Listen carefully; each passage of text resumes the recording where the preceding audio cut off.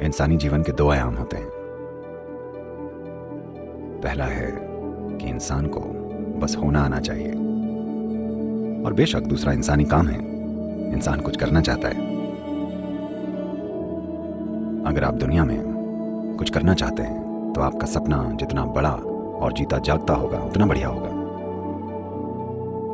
अगर आपका सपना कमजोर है और हर रोज ये बदलता रहता है तब वो साकार नहीं होने वाला। इसलिए जब आप कुछ करना चाहते हैं तब आपको एक सपना चाहिए। आपने वो प्रसिद्ध भाषण सुना होगा, हाँ मेरा एक सपना है, और इससे जबरदस्त चीजें हुई। इसने पूरे देश को बदल दिया। इसने एक संस्कृति को पूरी तरह से सिर्फ इसलिए बदल दिया क्योंकि ये किसी का सपना था। तो जब दुनिया में कुछ करने की बात आती है तब आपको एक सपने की जरूरत होती है, वरना कैसे होगा। लेकिन ये जरूरी नहीं है कि सभी सपने देखें। अगर सभी के खुद के अपने अपने सपने हैं तो वे कल्पनाएं बन जाएंगी और बात कहीं और ही चली जाएगी। जो व्यक्ति सचेतन है उसे एक सपना जरूर बुनना चाहिए। आप चाहते हैं मैं अपना सपना पूरा करूं या आप जाग चुके हैं? सपने के साथ ऐसा ही होता है ना, जब आप सो रहे होते हैं तब कोई आता है, सपना खत्म।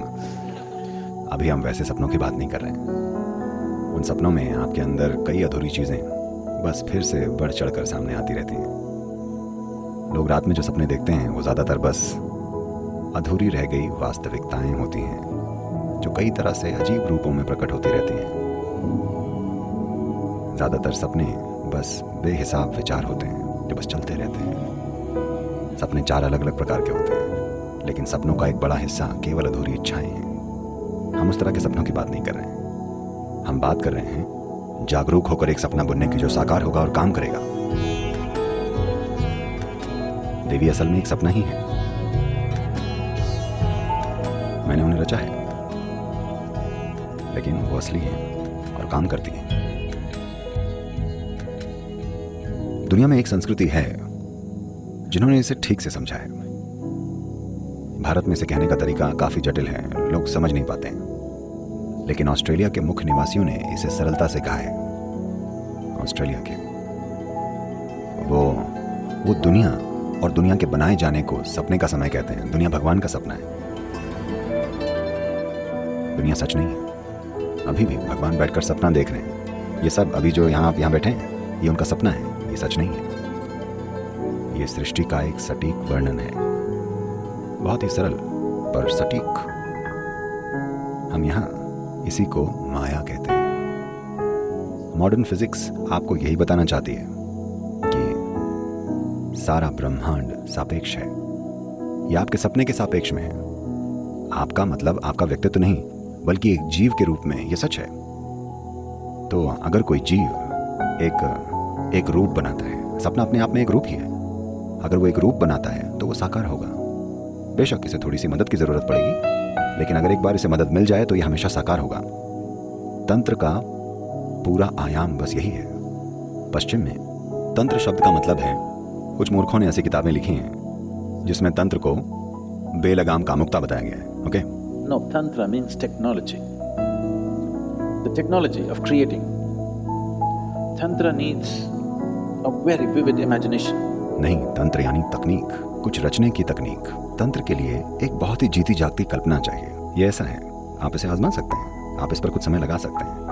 आप कुछ तोड़िएगा मत। आप बस एक पेड़ या एक घास के तिनके के पास जाकर बैठ जाइए। बस इस घास के तिनके को स्पष्ट रूप से याद करके इसे 100% अपने दिमाग में बनाइए। इसमें बहुत मेहनत लगती है, मेरा विश्वास कीजिए।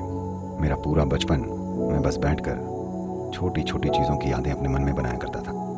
और बस एक चीज़ के साथ अगर आप ऐसा कर लें, मैं बता रहा हूँ, अगर आप इस छोटी उंगली की यादें अपने मन में गढ़ लें तो आपका मन चमत्कारी हो जाता है। जब मैं यादें कहता हूँ तो इस छोटी उंगली में कितनी सारी विशेषताएं हैं। अगर आप इसके एक एक माइक्रो मिलीमीटर पर जाकर उसके छोटे से छोटे हिस्से पर ध्यान देकर इसकी याद अपने मन में बसा लें तो आपका मन एक विस्फोटक संभावना बन जाएगा। अभी अगर आप चाहें तो आप एक घास से एक छोटी उंगली पैदा कर सकते हैं। यही तंत्र है। ऐसी स्थितियां हुई हैं जहां तांत्रिकों ने एक बीज बोया, एक आम का बीज बोया, और वहीं के वहीं उसे बड़ा कर दिया और कुछ ही घंटों में वो फल भी देने लगा, क्योंकि ये एक सपना है। पेड़ वैसे भी एक सपना है। आपका शरीर वैसे भी एक सपना है, पूरा ब्रह्मांड वैसे भी एक सपना है। एक स्तर पर ये एक सपना है, ये एक रिलेटिव चीज है। तो हमने इसी को माया कहा है। माया का मतलब ये नहीं है कि इसका अस्तित्व नहीं है। सपने का मतलब ये नहीं है कि इसका अस्तित्व नहीं है। ये वैसा नहीं है जैसा आप सोचते हैं कि ये है। जैसे आप अपनी 5 इंद्रियों से अनुभव करते हैं, ये बस वैसा नहीं है। इसकी प्रकृति अलग है। तो जब मैं अलग अलग चीजों की बात करता हूं, शायद मैं उन्हें अलग अलग चीजें कहूं, पर वो अलग अलग हैं नहीं। Because you're looking at it with a discriminatory intellect. They're looking different for you. क्योंकि आप इसको भेद करने वाली बुद्धि से देख रहे हैं, इसलिए वो आपको अलग लग रही हैं। अभी आप यहाँ जमीन पर बैठे हैं और ऐसा सोच सकते हैं कि मैं यहाँ बैठा हूँ, पर धरती को ऐसा लगता है कि आप बस उसका एक हिस्सा हैं। और एक दिन कौन सही साबित होगा? अभी आप कह सकते हैं नहीं, ये सच नहीं है, मैं उठ सकता हूँ, मैं चल सकता हूँ, मैं दौड़ सकता हूँ, मैं कूद सकता हूँ। पर एक दिन जब धरती आपको खींच लेगी तो वो आप पर हंसेगी। तो सबसे अच्छा होगा कि आज रात आप बैठकर इन तीनों चीजों पर गौर करें। दिन के अंत में आप अपने बिस्तर पर बैठिए और पीछे मुड़कर देखिए कि सुबह उठने से लेकर पूरा दिन आपने किस तरह से बिताया। आप देखेंगे कि 90% समय आप काफी मूर्ख थे। मैं प्रतिशत को लेकर उदार हूं, मेरा यकीन कीजिए।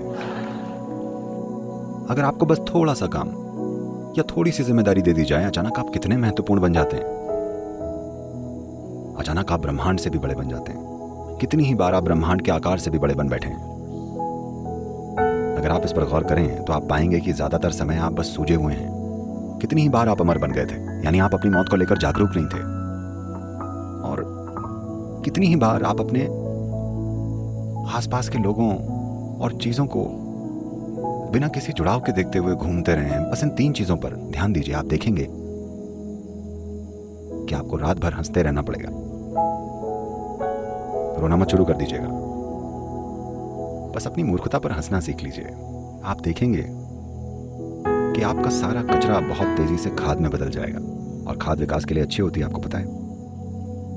हाँ?